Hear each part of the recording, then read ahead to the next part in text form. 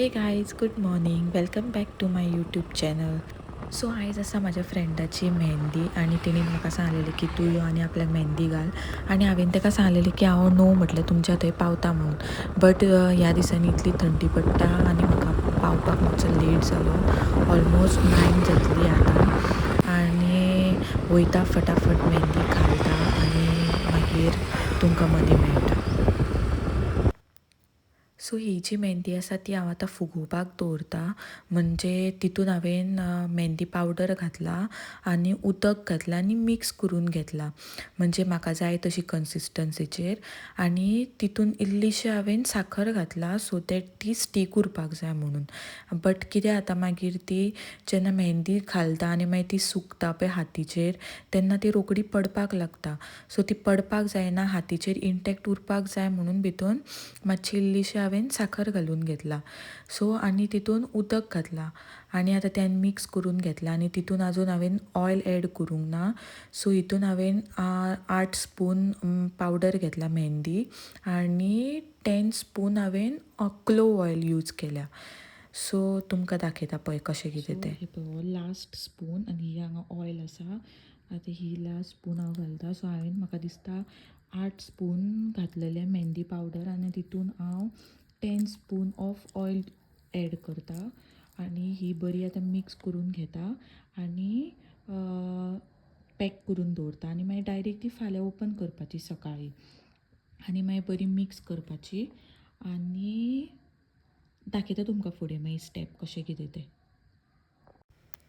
सो आतां हांगा पळया तुमी, हितून हांवें जी काल ती मेहंदी पावडर फुगत घातलेलो ती आतां ऑलमोस्ट रेडी आसा.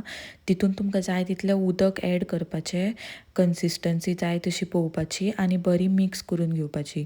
जितली तूं मेहंदी मिक्स करतलें तितली तुका मेहंदीची वर्केबिलिटी बरी जातली. म्हणजे तितून लम्स उरपाक जायना, इतली ती फायन दवरपाक जाय. म्हणजे ती बरी मिक्स करून घेवपाक जाय. आनी मागीर पायपींग बॅग जे आसता तितून ती पायपींग बॅगान घालपाची आनी जे तुमी कोन रोल केल्ले आसता तितून ती मागीर फील करपाची आनी कोन मेहंदीचे रेडी करपाचे.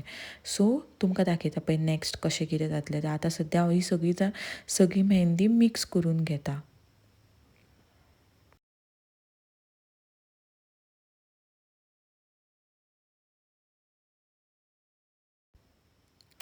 सो हांगा आतां म्हाजे कडेन रोल केल्ले आसा कोन एमटी.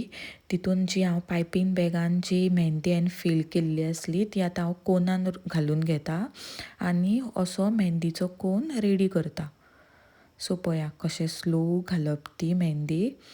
आनी भितर मागीर एर बबल्स उरपाक जायना. सो मातशें कॅरफुली करपाचें पडटा. आतां असोच सेकेंडूय कोन हांव रोल करून घेता. रोल न्हू सॉरी, फील करून घेता कोन. अशें हांव सगळे कोन रेडी करून घेता आनी तुमकां दाखयता.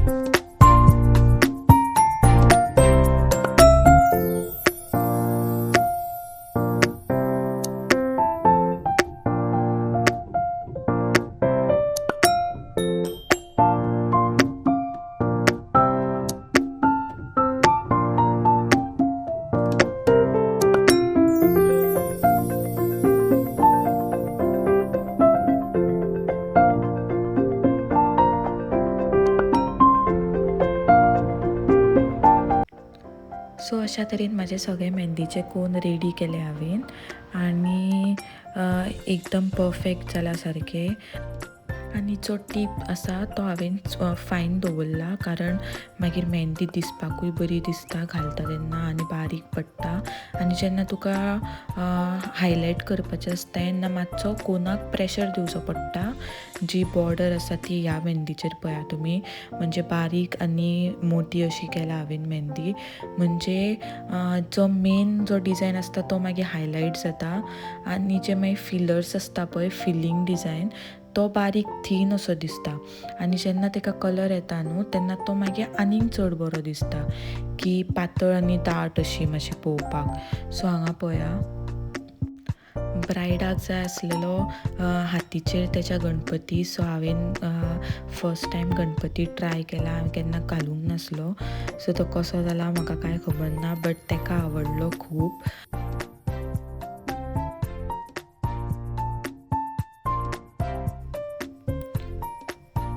सो आयचो म्हाजो व्हिडिओ तुमकां कसो दिसलो हें कमेंट करून सांगा. आनी जर कोणीन आजून सबस्क्रायब करुना जाल्यार प्लीज सबस्क्रायब करपाक विसरूं नाकात. तर हो आसलो म्हाजो फायनल डिझायन मेहंदीचो, final result you can say. आनी म्हाका पर्सनली खूब आवडलो, इवन म्हाज्या फ्रेंडाकूय आवडलो. तिणेन म्हाका फूल फ्रिडम दिल्लो की तुका जो डिझायन जाय तो तूं घालपाक शकता. ओन्ली थींग ताका एक फक्त गणपती जाय आसलो हातीचेर.